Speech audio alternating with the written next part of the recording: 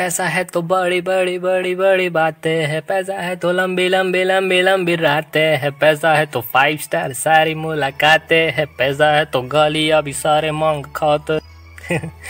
ये सॉन्ग इसी कहानी के लिए बनाया गया है, ऐसा ही समझ लो, क्योंकि इस कहानी में हर जगह तुम्हें यही सॉन्ग याद आने वाला है। जरा इसे देखो तो सही, ये पैसा बचाने वालों में से नहीं है, लेकिन लेकिन लेकिन इसमें एक बहुत बड़ा ट्विस्ट है। ये ऐसे ही नहीं स्पेंड कर सकता पैसे। चलो कहानी में बताता हूँ। श्यूएनटी कॉन्टिनेंट स्टार स्पिरिट साइट के बाहर कोई अपनी आंखें खोलता है और अपने सामने का नज़ारा देखकर बोलने की कोशिश करता है कि यह जगह तो, लेकिन तभी अचानक उसके सर में बहुत दर्द होता है और बहुत सारी यादें उसके दिमाग में एक के बाद एक आती है, जिसमें उसे याद आता है कि वो तो अपने घर पर कंप्यूटर के आगे बैठकर गेम खेल रहा था और वो कह रहा था, आने दो तुम, देखो मैं कैसे पीछे हटकर फिर दोबारा हमला करता हूँ। फिर उसे दिखता है कि कोई कह रहा है आपको बच्चा हुआ है।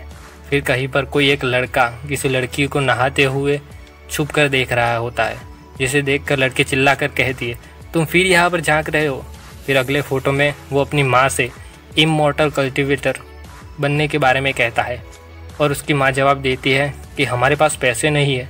इन सभी यादों को देखकर उसके मन में सवाल उठता है कि क्या वह किसी और दुनिया में ट्रांसफ़र हो गया है।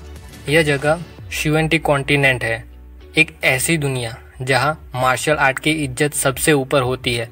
लोग अपना जी जान लगा देते हैं यहाँ मौजूद किसी सेक्ट में सिलेक्ट होने के लिए। अगर ये अभी नया नया सेक्ट हो, फिर भी सिर्फ बाकी लोग से ताकतवर बनने के लिए, गरीब जैसी ज़िंदगी में से बाहर निकलने के लिए वो सेक्ट में डिसाइबल बनने की पूरी कोशिश करते हैं। ऐसा ही एक सेक्ट स्टार स्पिरिट सेक्ट है, जो सिर्फ आधे महीने पहले ही बना है, जिसके सेक्ट लीडर की ताकत किसी को पता नहीं है। और आज पहली बार सेक्ट ने डिसाइपल लेने के लिए असेसमेंट एग्ज़ाम रखा है, जिसे देखकर कोई लड़का सोच में पड़ा हुआ है। फिर वह पीछे मुड़कर जाने लगता है और सोचता है कि जब मैं इस दुनिया में लाया गया तो मुझे कोई आइटम या पावर मिली नहीं, तो इसमें क्या फ़न। पहले मुझे एक काम चलाऊ जगह ढूंढनी पड़ेगी रहने के लिए और 2 साल इंतज़ार करना पड़ेगा मेरी चीट स्किल मिलने से पहले। जिन लोगों को पता नहीं है उनको बता दूँ कि जब कोई दूसरी दुनिया में ट्रांसफ़र होता है ऐसे, तब उसको एक सिस्टम मिलता है और कुछ पावर मिलती है जो सभी को अलग अलग किस्म की मिलती है। तब अचानक सभी लोग उस लड़के की ऑपोजिट दिशा में भागते हैं, जिसमें से एक लड़का उससे टकराते हुए जाता है और कोई कह रहा है वहाँ देखो कोई आ रहा है। सभी वहाँ पहुँचते हैं और तभी सीढ़ियों से 2 लोग इतनी तेज उतरते हुए आते हैं कि सिर्फ उनके आने के रास्ते में लाइट की बीम ही दिखाई देती है, जो गेट के आगे आकर रुकती है जहाँ सभी खड़े हैं। उनके आने की वजह से वहाँ धुआं उठता है। जैसे जैसे धुआं दूर होता है, उसमें से किसी के पैर दिखते हैं, जो एक ब्यूटीफुल चांद की तरह सफ़ेद बालों वाली लड़की के हैं, जिसके साथ एक अंकल भी है जो पीछे खड़े रहते हैं। और वो लड़की सबको बताती है, मैं लुओ शियन शियो हूँ, स्टार स्पिरिट सेक्ट की सेक्ट लीडर। आज नए डिसाइपल लेने के लिए ना तो हम तुम्हारी काबिलियत देखेंगे, ना ही उम्र और ना ही तुम्हारा कल्टीवेशन। यह सुनकर सभी खुश हो गए। पीछे खड़ा लड़का दांत दिखाते हुए पूछता है कि क्या इसका मतलब यह है कि मेरे पास भी चांस है। उसके बगल वाला हाथ उठाकर कह रहा है, मुझे ले लो, मुझे ले लो। छोटे बालों वाले के मुंह से पानी निकल रहा है और कह रहा है, सेक्ट लीडर सच में कितनी ब्यूटीफुल है। और मॉडर्न दुनिया में से ट्रांसफ़र हुआ लड़का सोच रहा है, जैसा सोचा था बिल्कुल वैसी ही फैंटेसी की दुनिया। टेलीविज़न में आने वाली हीरोइन की तरह नकली ब्यूटी नहीं, बल्कि इस लड़की की ब्यूटी ज़्यादा सुंदर है। वो कहते हैं ना कि नकली ब्यूटी नेचुरल ब्यूटी के आगे कुछ नहीं। सेक्ट लीडर अपनी बात आगे बढ़ाते हुए उंगली उठाकर कहती है, लेकिन सिर्फ एक चीज़ चाहिए तुम लोगों को ज्वाइन करने के लिए। सिर्फ 1 घंटे के भीतर जो भी 10,000 स्पिरिट स्टोन लाएगा वो ज्वाइन कर सकता है। यह सुनते ही सभी के दिमाग में इतनी बिजली दौड़ती है कि सारे सर्किट फेल हो जाते हैं। किसी की आंखें ब्लैंक हो जाती है तो किसी के मुंह खुले रह जाते हैं। सभी गुस्सा होकर चिल्लाने लगते हैं और कोई गाली देकर कहता है, क्या मैंने सही सुना? 10,000 स्पिरिट स्टोन देने पड़ेंगे? मजाक कर रहे हो क्या? कोई और कहता है, सिर्फ लो ग्रेड का 1 स्पिरिट स्टोन मेरे पूरे परिवार को महीने तक खिला सकता है। पहले सेक्ट लीडर को देखकर जिसके मुंह में पानी आ रहा था, वो हार मानकर लंबी सांस छोड़ता है। और जिसको लग रहा था कि उसका चांस है, वो कहता है कि अगर मेरे पास स्पिरिट स्टोन होते तो मैं यहाँ अपना लक आजमाने क्यों आता। तुम स्टार स्पिरिट सेक्ट स्कैम करने वाले हो। खूबसूरत सेक्ट लीडर होने का क्या मतलब अगर तुम सब लोग ऐसे झोल करने वाले लोग हो तो। दूसरी दुनिया से आए हुए लड़के के आंख के सामने बड़ा लाल रंग का क्वेश्चन मार्क है और कहता है, खून पीने वाले बिजनेसमैन फैंटेसी वर्ल्ड में भी होते हैं। मेरी पिछली ज़िंदगी के मुताबिक ये बिल्कुल ऐसा नहीं है जैसे पहले 10,000 UN भरो कंपनी में ज्वाइन होने के लिए और बाद में कमाओ। मुझे लगता है कि सिर्फ कोई पागल ही तुम्हारे सेक्ट को ज्वाइन करने का ट्राई करेगा। सभी मुड़कर जाने लगते हैं और कहता है हम चलो चलते हैं। अचानक नोटिफिकेशन ट्रांसफ़र हुए लड़के के सामने आती है। Ding, the invincible big spender system activate हो गया है। वो खुले मुंह के साथ बस देखता रहता है और कहता है ये तो सोचता है क्या सिस्टम? मैंने तो सोचा था कि पहले 2 साल तक वेट करना पड़ेगा टेम्पररीली, और मैंने कभी नहीं सोचा था कि मुझे सच में ऐसी चीट स्किल मिलेगी। लेकिन ये इनविंसिबल बिग स्पेंडर सिस्टम क्या चीज़ है? सिस्टम, क्या तुम यहाँ हो? अपना शो चालू करो। नोटिफिकेशन आती है फिर से। डिंग, डियर यूज़र, जैसे कि नाम में बताया गया है, ये ऐसी सिस्टम है जो आपको ताकतवर बनाएगी जब तक आप पैसे खर्च करते रहोगे। आपको बस बड़ा पैसे खर्च करने वाला बनना पड़ेगा। बाकी की सारी प्रॉब्लम सिस्टम आपके लिए सॉल्व कर देगा। सिस्टम पैनल में यूज़र की पूरी डिटेल दिखती है। Full name Ye Feng, age 18 साल, realm mortal, physique normal, martial art none, ability none, item none, big spender point 0। आज की big spending product first rate 9th rank heavenly thunder talisman 10,000 मौजूद है।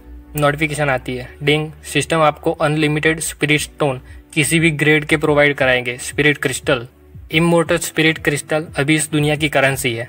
Dear user, big spending का मतलब क्या है यह कृपया समझ लीजिए। बहुत कम पैसा वेस्ट करना बिग स्पेंडिंग नहीं है, और बहुत ही ज़्यादा पैसे वेस्ट करना भी पागलों वाली हरकत कहलाएगी। सिर्फ सही अमाउंट के स्पिरिट स्टोन, क्रिस्टल वगैरह खर्च करने पर ही आपको बिग स्पेंडिंग पॉइंट रिवॉर्ड के तौर पर मिलेंगे। अगर नहीं तो आपके पॉइंट्स काट लिए जाएंगे।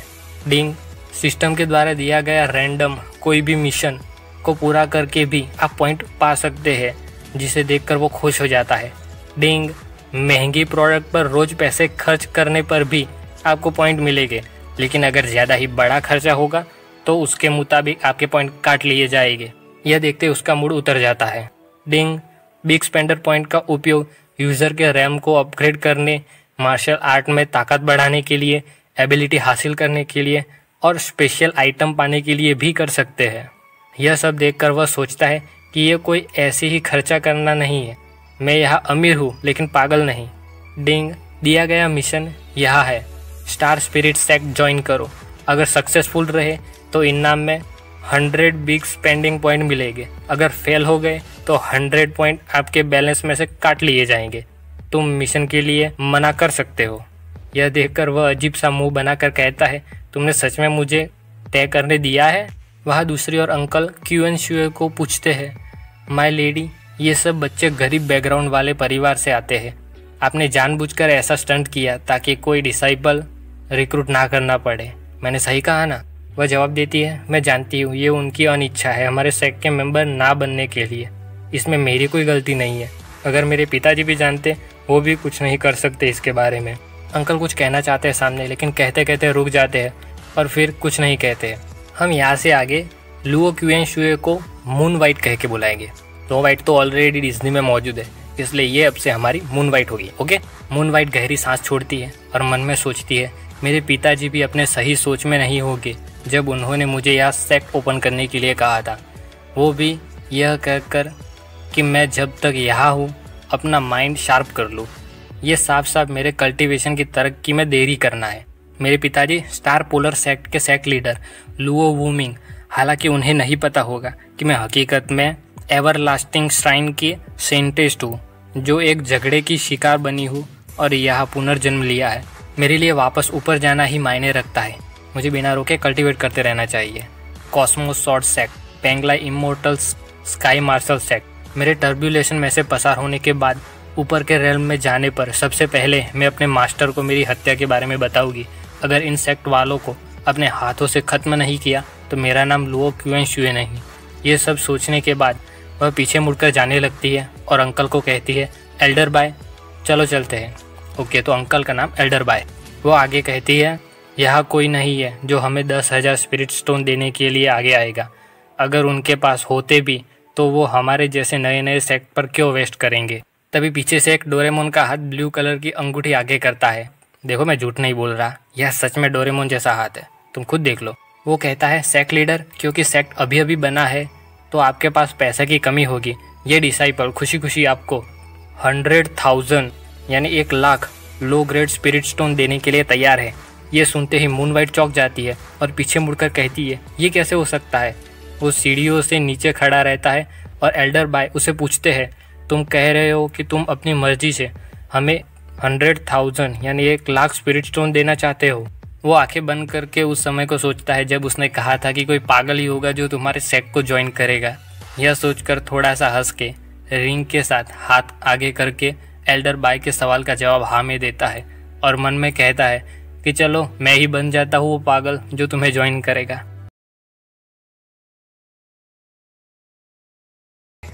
वह मुस्कुराते हुए स्पिरिट स्टोन भरी हुई ब्लू कलर की अंगूठी सेक्ट लीडर की ओर आगे करता है, जो उड़ती हुई मून वाइट तक पहुंचती है। मून वाइट अंगूठी हाथ में लेकर चेक करती है और बड़ी बड़ी आंखों से देखती रहती है, क्योंकि उसे भरोसा नहीं होता कि उसने सच में स्पिरिट स्टोन दिए, और कहती है ये सच में 1,00,000 स्पिरिट स्टोन्स है। मून वाइट अपने मन में सर पकड़कर चिल्ला रही है, ये कैसा पागल इंसान मिला है हमारे सेक्ट को ज्वाइन करने के लिए। थोड़ा सा गला साफ करते हुए खासकर वो अपने सपनों में से बाहर आती है, आंखें बंद करके गहरी सांस छोड़ती है और कहती है, हमारे सेक्ट में तुम्हारे रहने के लिए जगह तक नहीं है। क्या सच में तुम हमारे सेक्ट को ज्वाइन करना चाहते हो?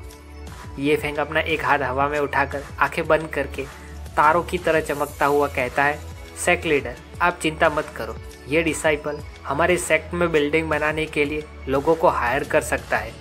जिसे सुनकर मून वाइट के सर में से खून का फव्वारा निकलता है और गुस्से में कांप रही है। फिर वह स्मर्क करते हुए फेस के साथ थोड़ा सा झुककर ये फेंग को कहती है, हम बहुत ही गरीब है और स्टूडेंट्स की भी कमी है। हमारे पास बिल्कुल पर्याप्त रिसोर्स नहीं है तुम्हें देने के लिए। तुम्हें बहुत बड़ी गलतफहमी हुई है हमारे बारे में। ये फेंग उत्साहित होकर थम्स अप दिखाकर कहता है, सेक्ट लीडर आप निश्चित हो जाइए, अगर आपके पास कल्टीवेशन रिसोर्सेज की कमी है तो मैं आपके लिए वो खरीद सकता हूँ। नहीं, मैं वो सब आपके लिए खरीद लूँगा। ये सुनकर मून वाइट के सर में से फिर से खून का फव्वारा निकलता है और ये फेंग सोचता है, मुझे ऐसा क्यों महसूस हो रहा है कि ये परी जैसे सेक्ट लीडर नहीं चाहती कि मैं किसी भी हाल में उसका सेक्ट ज्वाइन करूं। मून वाइट कसकर अपने हाथ में मुट्ठी बनाकर अपना गुस्सा रोकने की कोशिश कर रही है और दांत कसकर सोचती है, ये पागल कहाँ से चला आया है। तुम चाहते हो कि मैं कल्टीवेशन रिसोर्सेज खरीदने के लिए तुम्हारा इस्तेमाल करूं। तुमने जब मेरे सेक्ट को ज्वाइन करने की कोशिश की थी तभी से मेरा पारा खिसका हुआ है। मून वाइट अपने ख्यालों में ये फेंग को दोनों हाथों से जोर जोर से हिलाकर कह रही है, चुप भी हो जाओ, क्या तुम बता नहीं सकते कि मैं नहीं चाहती तुम हमारे सेक्ट को ज्वाइन करो। हाँ, अपने आप को कंट्रोल करने के लिए फिर से वह थोड़ा सा खास कर एक आंख खोलकर कहती है, मैं तुम्हें पहले ही बता दूं कि अगर तुम मेरे सेक्ट के मेंबर भी बन गए तो भी मैं तुम्हारे कल्टीवेशन की ट्रेनिंग का ध्यान नहीं रखूँगी, तो तुम यहाँ से कुछ ज़्यादा सीख नहीं पाओगे। तुम्हें सभी चीज़ों के लिए अपने आप पर ही निर्भर रहना होगा। ये सुनकर ये फेंग के दिमाग को छोटा सा बिजली का झटका लगता है। वो बस सेक्ट लीडर की ओर देखता रहता है और कहता है, क्या? मून वाइट एंटिसिपेशन में ये फेंग की ओर देखती रहती है और अपने अंगूठे का नाखून चबाती है। ये फेंग अपना हाथ सोचने वाले पोज में रखता है अपनी ठुड्डी पर, और पता नहीं क्या पर वो कुछ सोच रहा है। ये फेंग को सोचता हुआ देखकर मून वाइट मन में मुस्कुराती है और सोचती है, झिझक रहा है, वो झिझक रहा है जैसे कि मुझसे अपेक्षा की जा सकती है, जबकि मैंने इतना सब ऑलरेडी कह दिया है। कोई भी डर कर यहाँ से पीछे हट जाएगा, लेकिन अपने भाई को तो टास्क मिला हुआ है ज्वाइन करने के लिए। ये फेंग कहता है, आप चिंता मत करो सेक्ट लीडर, मुझे आपसे कुछ नहीं चाहिए। यह सुनकर इस बार मून वाइट के मुंह में से खून निकलने लगता है। ये फेंग आगे कहता है, मैं ये मिशन आज़ाद होकर ख़त्म कर सकता हूँ और मुझे किसी बात के लिए रोकने वाला भी कोई नहीं है वहाँ पर। ऐसा सेक्ट और कहाँ मिल सकता है। ये सुनकर मून वाइट नीचे घुटनों पर गिर जाती है और गिरने की आवाज़ आती है थर्ड। एल्डर बाय को चिंता होती है और वो मून वाइट को माय लेडी कहकर पुकारते हैं। ये फेंग को कुछ समझ नहीं आता और वो बस सिर खुजाता हुआ वहीं पर खड़ा रहता है। कंफ्यूज हुआ ये फेंग इधर उधर होते हुए कहता है, आप रिलैक्स करो sect leader. Sect leader? Sect leader अपने सारे प्रयास फेल होते हुए और ये फेंग को इस तरह से बर्ताव करते हुए देखकर मून वाइट सोचती है, इस साले ने 1,00,000 स्पिरिट स्टोन इस्तेमाल कर लिए सिर्फ हमारे सेक्ट को ज्वाइन करने के लिए। ये इतना खुश कैसे हो सकता है इन सब के बाद? सच में कितना परेशान करने वाला आदमी है ये। मुझे पता है भगवान ने मुझको टॉर्चर करने के लिए ही भेजा है इसे। अब बातों से काम नहीं बनता देखकर मून वाइट सीरियल किलर की तरह अपनी स्टोरेज अंगूठी में से स्लो मोशन में तलवार निकालती है। तलवार निकालते ही सताए हुए जानवर की तरह उस पर हमला करने भागती है। मून वाइट को रोकने के लिए एल्डर बाय पूरी कोशिश करते हैं और कहते हैं, सेक्ट लीडर हमारे लिए चीज़ें और मुश्किल मत बनाइए। ये एक अकेला डिसाइपल है जिसने हमारी ज्वाइन करने की सारी शर्तों को पूरा किया है। आप अब उसे मना नहीं कर सकती।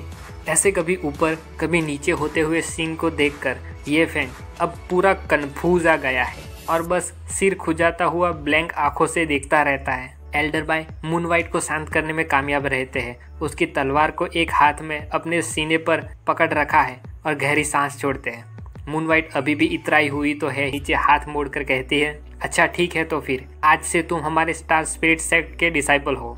मून वाइट के ऐसा कहते ही ये फेंग के आगे 2 नोटिफिकेशन आती है। डिंग, कॉन्ग्रेचुलेशन, आपने मिशन पूरा किया। रिवॉर्ड के तौर पर 100 बिग स्पेंडिंग पॉइंट्स मिलते हैं। डिंग, कॉन्ग्रेचुलेशंस, इस दौरान 1 lakh low grade spirit stone इस्तेमाल करने के लिए। इस्तेमाल किया प्राइस रीजनेबल है, इसलिए और 100 बिग स्पेंडिंग पॉइंट्स मिलते हैं। ये देखकर वह कहता है, आए मेरे बिग स्पेंडिंग पॉइंट्स खतरनाक स्पीड के साथ आए। चमकती हुई आंखों के साथ अपनी चीन पर हाथ रखकर मन में घोड़े दौड़ाता है और कहता है, हालांकि मुझे पता नहीं है आखिर स्पेसिफिकली ये पॉइंट किस लिए इस्तेमाल होते हैं, लेकिन फिर भी कुछ नहीं से कुछ अच्छा है। सिस्टम, क्या और कोई मिशन है मेरे लिए? अगर बिग स्पेंडिंग मिशन ना हो तो तब मैं क्या करूं?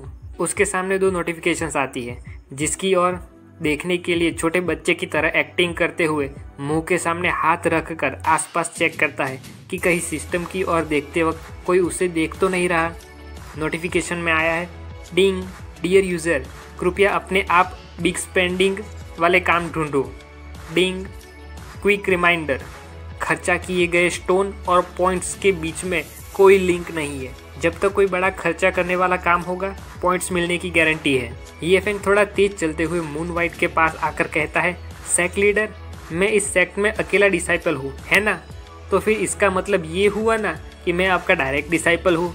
मून वाइट अभी भी थोड़े गुस्से के साथ जवाब देती है, ये नहीं गिना जाएगा। ये सेक्ट डायरेक्ट डिसाइपल एक्सेप्ट नहीं करता।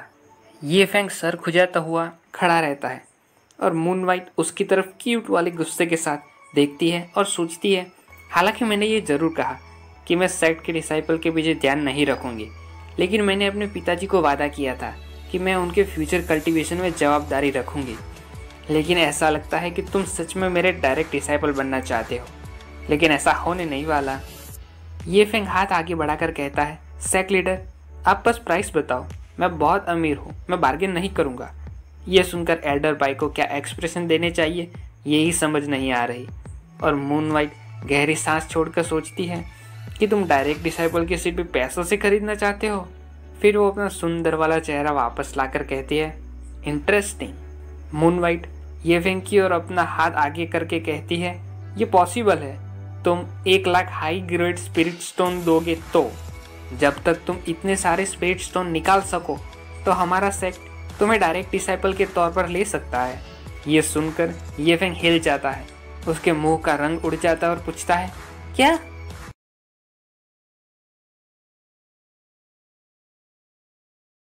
ये सुनकर थोड़ी देर के लिए सन्नाटा सा छा जाता है। हवाएं बह रही है और सभी अपनी जगह पर जैसे फेविकोल का मजबूत जोड़ लगाया हो वैसे चिपक जाते हैं। ये फेंग अपने होश में आता है और ऐसा मुंह बनाता है जैसे शरीर की सारी हड्डियां एक साथ चटक गई हो और पूछता है, क्या कहा आपने? मून वाइट के चेहरे पर स्माइल आती है जैसे कोई जंग जीत ली हो उसने। वो अपने आप से मन में बहुत बड़ी स्माइल के साथ सोचती है, कहा गया अब तुम्हारा कॉन्फिडेंस? हाँ, हम यहाँ पर 1 lakh high grade spirit stones के बारे में बात कर रहे हैं। एक 3rd रेट सेक्ट के पास भी इतने स्टोन्स नहीं होते हैं। फिर ये तो सिर्फ एक आम इंसान है, इसके पास कैसे हो सकते हैं? लेकिन तभी ये फेंग पीछे से आवाज लगाकर पूछता है, बस सिर्फ इतना ही? ये सुनकर मून वाइट सपनों में से बाहर आती है और चौंक जाती है कि ये ऐसा क्यों कह रहा है।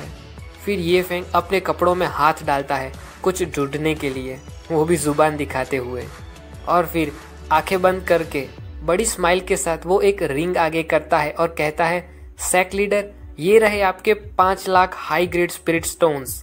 बाकी के 4 लाख स्पिरिट स्टोन्स मेरी तरफ से टीचर को गिफ्ट, मुझे डिसाइपल के तौर पर एक्सेप्ट करने के लिए।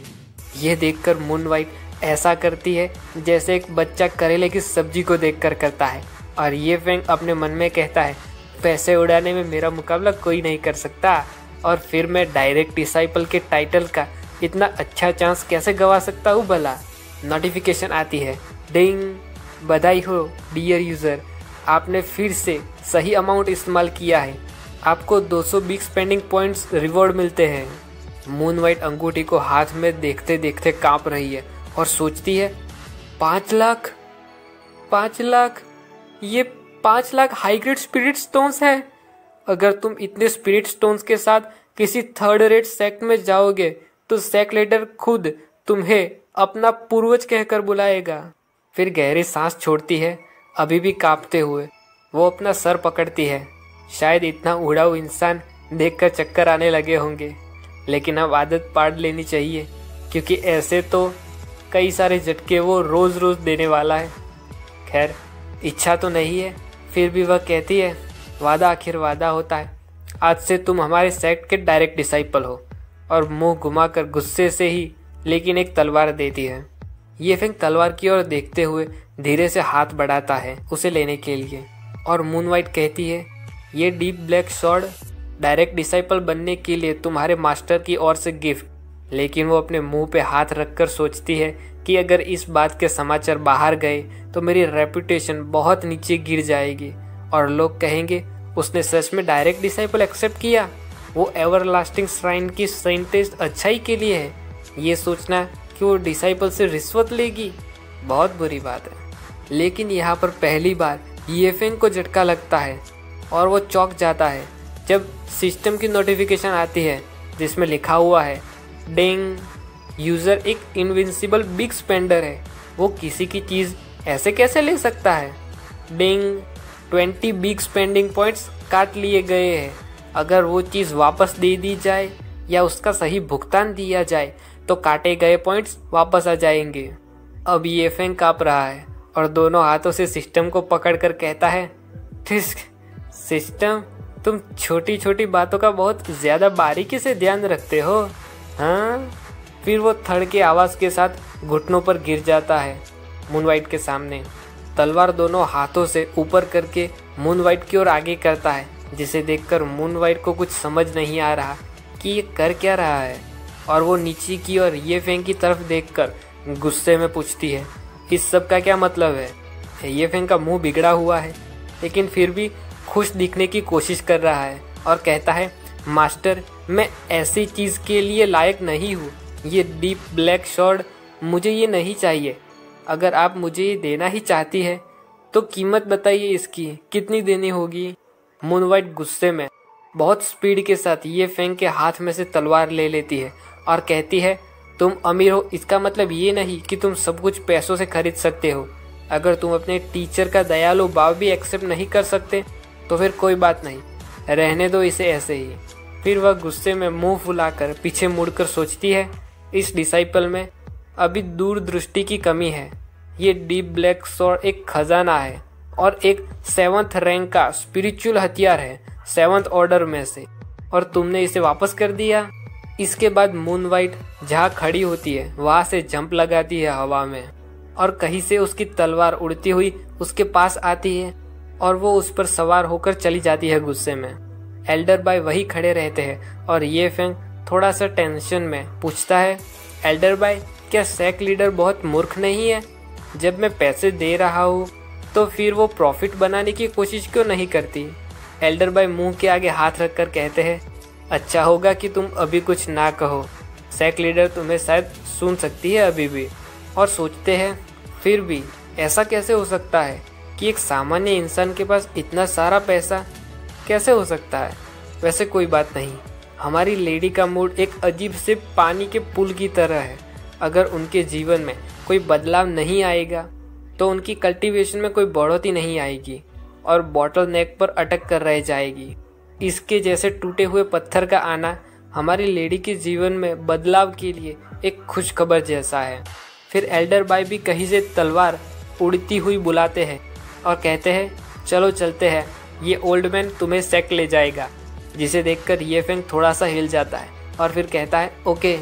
फिर वे दोनों बादलों के बीच में से पक्षियों के साथ उड़ते हुए जाते हैं, जिसमें एल्डर बाय तलवार के आगे है और ये फेंग छोटे बच्चे की तरह एक्टिवा के पीछे उल्टा बैठा है। जैसे वो बादलों के बाहर आते हैं वहाँ दूर से पहाड़ दिख रहे हैं।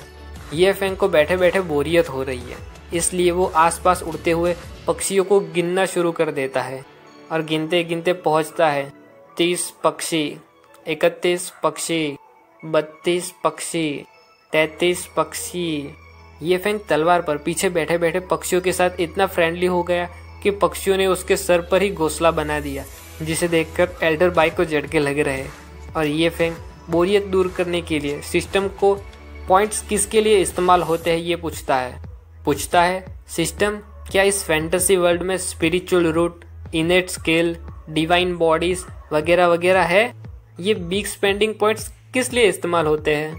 ये फेंग के आगे एक लंबा सिस्टम पैनल आता है जिसमें लिखा है पूरा नाम ये फेंग, उम्र 18 साल, realm mortal, physique normal, martial arts कोई नहीं, एबिलिटी कोई नहीं, आइटम कोई नहीं, बिग स्पेंडिंग पॉइंट 400 पॉइंट्स।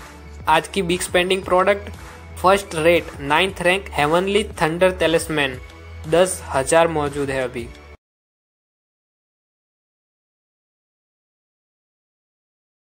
और नोटिफिकेशंस आती है जिसमें दिखता है कि शिवेंटियन कॉन्टिनेंट में कल्टीवेशन 9 रेल्म्स में डिवाइड किए जा सकते हैं।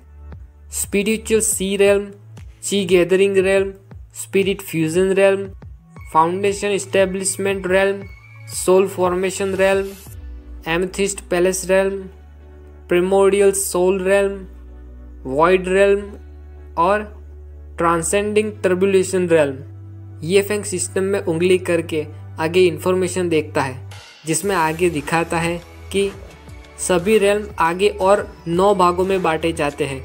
स्पिरिचुअल सी रेल्म के भागों को अपग्रेड करने के लिए हर एक भाग में 10 बिग स्पेंडिंग पॉइंट्स इस्तेमाल करने होंगे। लेकिन जैसे उसे पता चलता है कि ची गैदरिंग रेल्म के लिए सिर्फ एक अकेले भाग को अपग्रेड करने के लिए पूरे 100 बिग स्पेंडिंग पॉइंट्स की ज़रूरत पड़ेगी, ये देखकर उसका मुंह बिगड़ जाता है। लेकिन जब पता चलता है कि स्पिरिचुअल फ्यूजन रेल्म के सिर्फ एक भाग को अपग्रेड करने के लिए पूरे 1000 बिग स्पेंडिंग पॉइंट्स की ज़रूरत पड़ेगी, ये देखकर तो उसकी आंखें ही ब्लैंक हो जाती है। वह मुंह बिगाड़ कर सिस्टम से कहता है सिस्टम, हर रेल्म के हर भाग को अपग्रेड करने के लिए इतने सारे बिग स्पेंडिंग पॉइंट्स कुछ ज़्यादा ही ज़्यादा नहीं है? सिर्फ स्पिरिट फ्यूजन रेल्म के एक भाग तक को भी बढ़ाने के लिए मुझे 1000 पॉइंट्स की ज़रूरत पड़ेगी। तभी स्क्रीन में एक मैसेज आता है, टुक टुक टुक टूट टूट, बिग स्पेंडर डिपार्टमेंट स्टोर, जिसमें ये फेंग कहता है एक ड्रॉप, बूम, 777 बिग स्पेंडर ऐसा पैनल में दिखाता है और उसमें बहुत सारी वस्तुएं और प्राइस के बारे में लिखा हुआ है, जिसे ये फेंग खुसुर फुसुर आवाज़ में पढ़ता है। एक स्पिरिट हर्ब का जार 100 बिग स्पेंडिंग पॉइंट्स में मिलता है। 90% चांस है कि फर्स्ट ग्रेड स्पिरिट हर्ब्स मिल सकता है। 80% चांस है कि सेकंड ग्रेड स्पिरिट हर्ब मिल सकता है। ब्ला ब्ला ब्ला ब्ला ब्ला।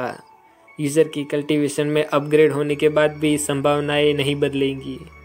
सब ऐसे पढ़ने के बाद वो कहता है ये चीज़ें थोड़ी महंगी है, लेकिन अगर 9th ग्रेड के स्पिरिट हर्ब मिलने के चांस है तो 100 बिग स्पेंडिंग पॉइंट्स इस्तेमाल करना जायज़ है। पक्षी अभी भी उसके बैकग्राउंड में चर्प चर्प करे जा रहे हैं और अभी भी वो दिमाग के घोड़े दौड़ाए जा रहा है कि 10% चांस है 9th ग्रेड स्पिरिट हर्ब मिल सकते हैं। लेकिन एक सेकंड, मुझे वे फर्स्ट ग्रेड स्पिरिट हर्ब्स चाहिए, लेकिन ये स्पिरिट ऑर्स का क्या इस्तेमाल है? मजाक करते जुबान निकाले हुए फेस के साथ सिस्टम उसके सवाल का जवाब देता है। डिंग, अलग अलग चीज़ों वाले जार को खरीदने में इस्तेमाल किए गए पैसे बिग स्पेंडिंग कहलाएंगे। उसका लेवल जितना बड़ा होगा उतने ज़्यादा बिग स्पेंडिंग पॉइंट्स मिलेंगे। डिंग, इस तरह के बिग स्पेंडिंग में एक स्पेशल कंडीशन है। एग्जाम्पल के तौर पर अगर यूज़र बिग स्पेंडिंग के द्वारा हाईएस्ट क्वालिटी 9th ग्रेड की मेडिसिन पिल खरीदने के बाद अगर उसे 9th ग्रेड पिल बनाने वाले अल्केमिस्ट के सामने ही उस पिल को ज़मीन पर डालकर मसल दे तो ऐसे काम को बिग स्पेंडिंग में गिने जाएंगे। ये फेंग सर पकड़कर कहता है, ऐसा करना मेरे लिए बहुत ज़्यादा नफरत लाएगा हैंडल करने के लिए। मैं आखिरकार एक आम इंसान ही तो हूँ। अगर मैं दूसरे इमॉर्टल के सामने शो ऑफ करूँगा तो वो मन में विजुअलाइज करता है कि कैसे इमॉर्टल उसको लात मार मार कर पिचका रहे होंगे। उसके ऐसा करने के बाद फिर वह निर्णय लेता है कि कुछ बिग स्पेंडिंग पॉइंट्स का इस्तेमाल करना ही सही रहेगा और वह सिस्टम में क्लिक करता है और सिस्टम को कहता है, सिस्टम 90 पॉइंट्स का इस्तेमाल करो और मेरे कल्टीवेशन को स्पिरिचुअल सी रेल्म में 9th लेवल तक ले जाओ। ऐसा कहते ही वहाँ आसपास की सारी ऊर्जा ये फेंग के शरीर में खींचने लगती है और ऊपर से देखने पर बिल्कुल ऐसा लगता है जैसे एक तरफ से धुंध और दूसरी तरफ से बिजली उसमें खींची चली जा रही हो। जैसे ही ऊर्जा अचानक से बहुत बढ़ जाती है तब एल्डर बाय का ध्यान पीछे की ओर जाता है कि शायद पीछे कुछ ठीक नहीं है। लेकिन जब पीछे मुड़कर देखते हैं तो आश्चर्य में सोचते हैं, क्या ये लड़का अपना स्पिरिचुअल सी खोलने की कोशिश कर रहा है? ये देखकर एल्डर बाय अपनी गाड़ी में ब्रेक लगाते हैं और वहीं पर बिना हिले डुले तलवार को खड़ी रखते हैं और फिर वह अपना हाथ आगे बढ़ाकर उस ऊर्जा में से कुछ महसूस करने की, उसमें से कुछ देखने की कोशिश करते हैं। और वो जो कुछ भी महसूस करने की कोशिश कर रहे थे वो पता चलने के बाद उनको इस बात को निगलने में बहुत मुश्किल हो रही है कि ये कैसे हो सकता है, और वे उस बात को दिमाग में प्रोसेस करते हुए वही खड़े रह जाते हैं। लेकिन जैसे ही उनके दिमाग की प्रोसेसिंग खत्म होती है उनके दिमाग में सारे सर्किट ब्लास्ट होने लगते हैं। सोचते हैं, क्या इसने अभी अपना स्पिरिचुअल सी नहीं खोला? फिर इतनी सारी स्पिरिचुअल एनर्जी कहाँ से आ रही है? इतने में तो कई सारे स्पिरिचुअल सी खोले जा सकते हैं। इस लड़की के द्वारा खोले गए सी का साइज इतना है जितना 20 लोगों के सी एक साथ मिलाने पर होगा। ये फेंग अभी भी एनर्जी एब्जॉर्ब किए जा रहा है, जिसे देखकर तो पास से उड़ने वाला पक्षी भी ब्लैंक आंखों के साथ चौंक गया है। ये फेंग अपने अंदर अपने कॉन्शियस में एक छोटे से आइलैंड पर आ जाता है जहाँ सिर्फ दूर दूर तक उसके स्पिरिचुअल एनर्जी का दरिया ही दिख रहा है और वहाँ वह गहरी सांस छोड़कर आंखें खोलता है। वो उस छोटे से आइलैंड के बीच पर बैठा है जो नज़दीक से देखने पर बहुत बड़ा दिखाई दे रहा है। ये फेंग बैठे बैठे सोचता है, क्या चल रहा है? स्पिरिचुअल सी खोलने में क्या इतना समय लगता है? फिर वो उबासी लेकर पूछता है, अभी और कितना समय लगेगा इसमें? यहाँ बाहर एल्डर बाय अपनी तलवार गाड़ी को ब्रेक मारे खड़े हैं और ये फेंग के द्वारा स्पिरिचुअल एनर्जी जो ली जा रही है वो अब और स्ट्रॉन्ग होती जा रही है। ये फेंग बिना हिले बस आंखें बंद करके बैठा है और एल्डर बाय के अब और पसीने छूट रहे हैं, ये सोचकर कि क्या ये स्पिरिचुअल सी के दूसरे लेयर में जाने की कोशिश कर रहा है। ये कैसे हो सकता है? क्योंकि स्पिरिचुअल सी खोलना ऐसा है जैसे खुद की नींव रखना, इसलिए किसी भी कल्टीवेटर के लिए ये एक बहुत ज़्यादा महत्वपूर्ण बात है, जिसके लिए ना सिर्फ एक अत्यंत शांत जगह चाहिए किंतु बाहरी मदद की भी ज़रूरत होती है, जैसे कि मेडिकल पिल्स लेनी पड़ती है जिससे स्पिरिचुअल सी अपने मैक्सिमम लेवल तक पहुंच सके। और सिर्फ इतना ही नहीं बल्कि एक बार स्पिरिचुअल सी खोलने के बाद उसे कुछ समय उस सी को स्टेबलाइज करने के लिए भी लगाने की ज़रूरत पड़ती है। लेकिन इस बच्चे के शरीर में से कोई भी मेडिकल पिल्स सेंस नहीं हो रही मुझे, और ऊपर से इस फ्लाइंग सॉर्ड पर बैठे बैठे चाहे कितनी भी स्टेबल क्यों ना हो कोई मेडिटेट भी नहीं कर सकता। फिर स्पिरिचुअल सी खोलने की बात तो दूर ही रही, और वो भी ऊपर से उसके लेवल बढ़ाते हुए। तभी अचानक स्पिरिचुअल एनर्जी का धमाका होता है जिससे एल्डर बाय अपनी ख्यालों की दुनिया में से बाहर आते आते हिल जाते हैं। उन्हें भरोसा नहीं होता और कहते हैं, ये कैसे मुमकिन हो सकता है? ये फेंग बिल्कुल शांत झरने की तरह बिना जरा सा भी हिले बैठा रहता है और स्पिरिचुअल एनर्जी झरने के बहाव की तरह ब्यूटीफुली उसमें बहती जा रही है। और अब एल्डर बाय की आत्मा का उनके शरीर को छोड़ने के स्टेप बाय स्टेप झटके लगने शुरू होते हैं जैसे ही Ye Feng spiritual sea realm 3rd layer तक पहुंच जाता है। उसके बाद तुरंत spiritual sea realm 4th layer, spiritual sea realm 5th layer, spiritual sea realm 6th layer, 7th layer, 8th layer और 9th लेयर आते आते एल्डर बाय की आत्मा के लिए इतने सारे झटके संभाल पाना बहुत मुश्किल हो जाता है। उनका मुंह चौड़ा और सर नीला पड़ जाता है और 9th लेयर के पीक पर पहुंचते ही उनकी आत्मा उनके नाक से बाहर निकल आती है। फिर ये फेंग अपनी आंखें खोलता है और गहरी सांस छोड़ता है। सिस्टम पैनल में दिखता है कि उसकी स्पीड 53 kb पर सेकंड थी और वो उतरे हुए मुंह के साथ सोचता है, मेरे पूरे 10 मिनट्स लग गए जबकि मैंने सोचा था कि सिर्फ कुछ ही सेकंड्स लगेंगे। फिर वो एल्डर बाय की ओर घूमकर थोड़ी चिंता के साथ कहता है, एल्डर बाय, मुझे स्पिरिचुअल सी खोलने में और उसके 9वें लेवल के पीक तक पहुंचने में पूरे 10 मिनट लग गए। अगर मेरी मास्टर को ये बात पता चलेगी तो क्या वो मुझे कमज़ोर स्टूडेंट कहेगी?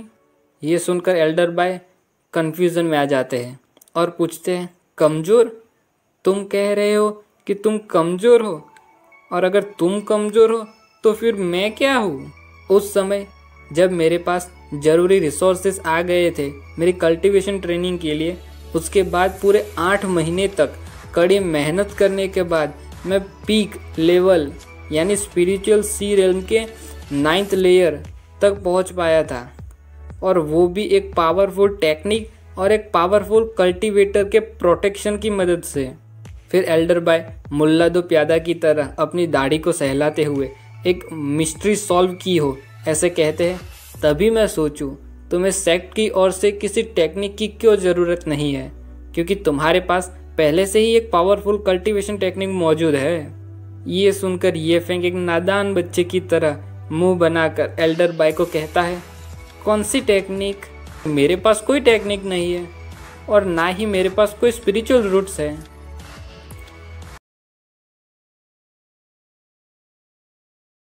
ये सुनकर एल्डर बाय सिमरन के पिता की तरह राज को साफ साफ मना कर देते हैं कि ये बिल्कुल नहीं हो सकता।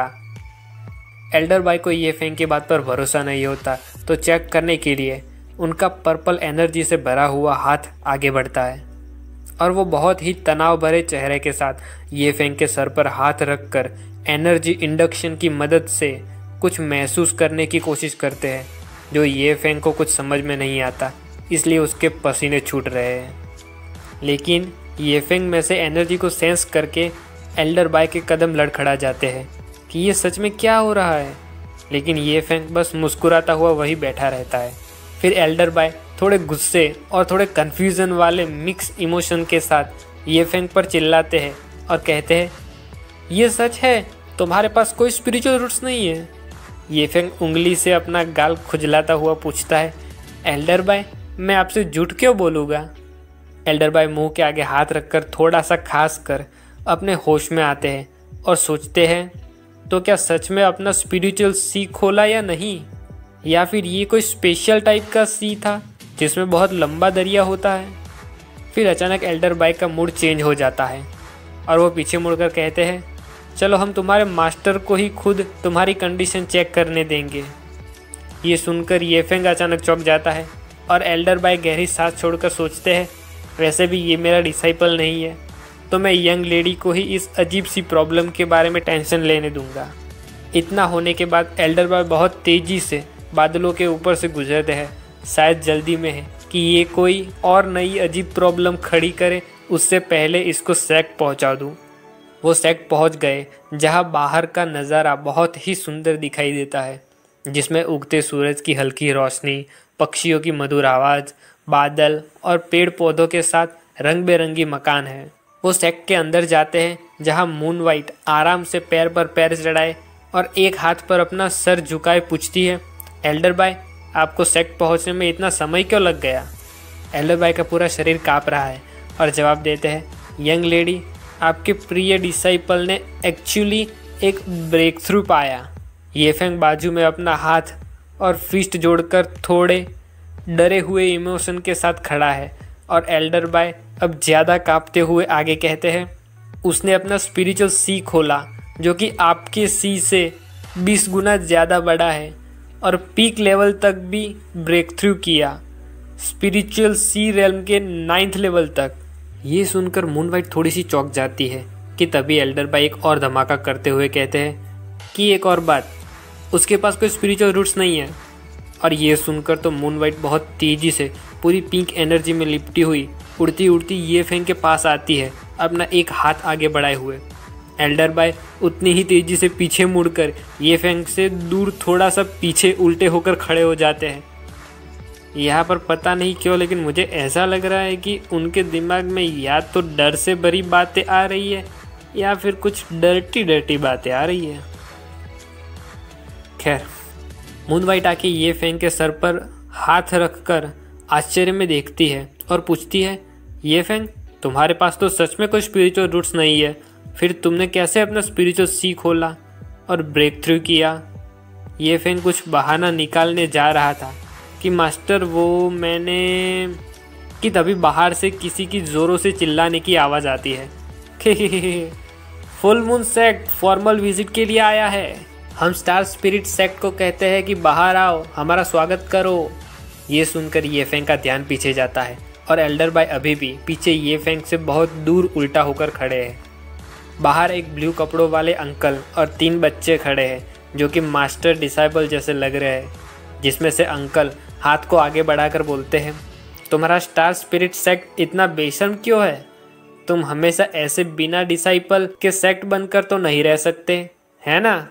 जिसे सुनकर मूनवाइट बहुत गुस्से में अपने दांत कसकर सोचती है, मुझे इससे नफरत है।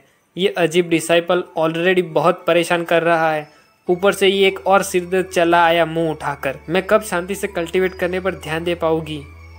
फिर वो तीनों बिल्कुल किसी सुपर हीरो मूवी की तरह स्टाइल में बाहर आकर खड़े रहते हैं, जिसमें मूनवाइट बिल्कुल ऐसी लग रही है जैसे पूरे आसमान और तारों को अपने कपड़ों के नीचे समेटे चलती हो। मानना पड़ेगा, बिल्कुल सही नाम रखा है मैंने उसका, है कि नहीं? फिर मूनवाइट पूछती है, किस बात के लिए आप सभी को यहाँ आना पड़ा? सामने मौजूद अंकल पूछते हैं, क्या तुम लुओ क्यूएनशिए हो, स्टार स्पिरिट सेक्ट के सेक्ट लीडर? पीछे 3 बच्चे कॉन्फिडेंस के साथ अपना सीना बाहर निकाले खड़े रहते हैं और अंकल उनकी ओर हाथ करते हुए प्राउड के साथ आगे कहते हैं, मैंने लोगों से सुना है कि अगर तुम्हारे सेक्ट को कोई ज्वाइन करना चाहता हो तो उसे पूरे 10,000 लो ग्रेड स्पिरिट स्टोन्स देने होंगे।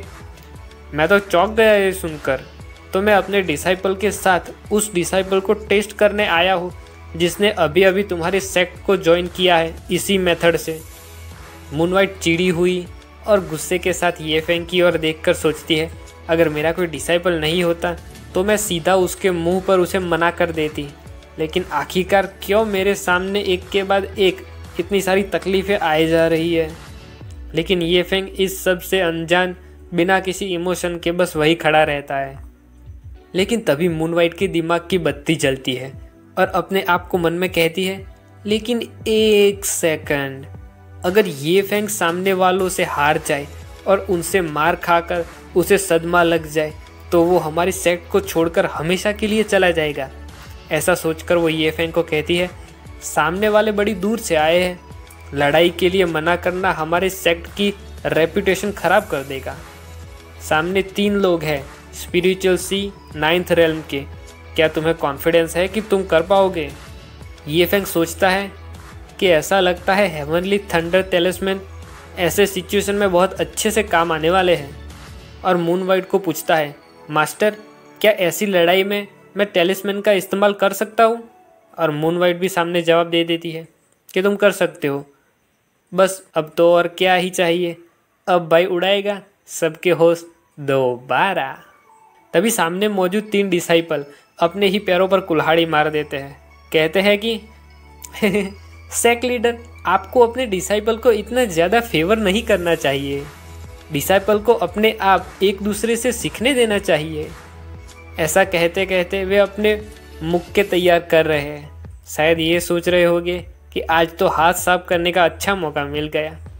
ये फेंग ये सुनकर लहराता हुआ आते आते कहता है, मैं तुम्हारी बात से सहमति रखता हूँ। और अपनी जगह पर आकर बड़ी सी स्माइल के साथ वो सोने सी चमकती पैनल में से कुछ पेपर्स निकालता है, देखते ही देखते वो उन पेपर्स के बंडल पे बंडल निकालते ही जाता है, जिससे ऐसा लग रहा है जैसे स्वयं धन के देवता उतर आए हो। थोड़ी ही देर में वो उन पेपर्स का एक छोटा सा पहाड़ खड़ा कर देता है, जो कि वही हेवनली थंडर टेलिस्मैन है, जो उसकी आज की बिग स्पेंडिंग प्रोडक्ट, जो उसे आज के आज ही इस्तेमाल कर देनी होगी। जिसे देखकर सामने मौजूद डिसाइपल्स की आंखें खोपड़ी के बाहर आ जाती है और आश्चर्य में कहते, वो कितने सारे हेवनली थंडर टेलिस्मैन। दूर से देखने पर ये फेंग चमकते हुए छोटे से पहाड़ के साथ खड़ा है और सामने तीनों डिसाइपल के होश उड़े हुए हैं। उन डिसाइपल्स के मास्टर सोचते हैं कि सिर्फ एक हेवनली थंडर टेलिस्मैन सबसे ऊंचे लेवल का 9th ग्रेड ऑरा वेव निकाल सकता है। हर एक टेलिस्मैन में 9th लेयर के स्पिरिचुअल रेल्म यूजर के हमले जितना पावर है। इससे कोई फर्क नहीं पड़ता कि मेरे कितने भी डिसाइपल उससे लड़े, वो नहीं जीत सकते इसके सामने। फिर अपना भाई मौत के देवता की तरह गोल्डन आंखों के साथ, गोल्डन लाइट से चमकता हुआ बड़ी स्माइल के साथ कई सारे टेलिस्मैन तीनों डिसाइपल की ओर फेंक कर कहता है, हेवनली थंडर टेलिस्मैन एक्सप्लोड। जिसके धमाकों की वजह से वे तीनों डिसाइपल्स हवा में कटी पतंग की तरह उड़ जाते हैं, अपने हाथ पैर फड़फड़ाते हुए। जिसमें से सबसे पीछे वाला गाली देते हुए कहता है, ये एक फाइट कैसे हुई? तो सबसे आगे वाला कहता है, जूनियर ब्रदर जाओ और उसे पकड़ के रखो। यह सुनकर बीच वाला कहता है, सीनियर ब्रदर क्या आप मुझे मरवा डालना चाहते हो?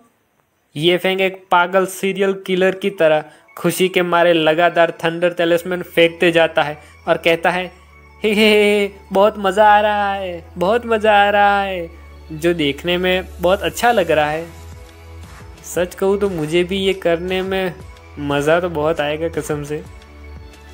खैर, ऊपर से दिख रहा है कि दूर खड़ी मून वाइट के पसीने छूट रहे हैं और अंकल की शॉक लगने से जान निकलती जा रही है, लेकिन ये फेंग नीचे धमाकों पे धमाके किए जा रहा है। और बेचारे तीनों डिसाइपल अपने हाथ साफ करना चाहते थे ये फेंग के ऊपर, लेकिन अब वो इधर से उधर अपनी जान बचाने मारे मारे फिर रहे सभी धमाकों के बीच में। ये सब देखकर उन तीनों की खड़े खड़े ये सोचकर जान सूखी जा रही है कि वो एक 9th रैंक का हेवनली थंडर टेलिस्मैन है। मार्केट में सिर्फ एक की कीमत पूरे 1000 लो ग्रेड स्पिरिट स्टोन्स है। समान लेवल वाले ओपोनेंट के सामने हेवनली थंडर टेलिस्मैन उसे एक छुपे हथियार की तरह इस्तेमाल करना चाहिए, लेकिन वो तो इससे खेल रहा है। और इसके साथ ये चैप्टर खत्म है। अभी मज़ा बहुत आ रहा है, लेकिन फिर भी बाय।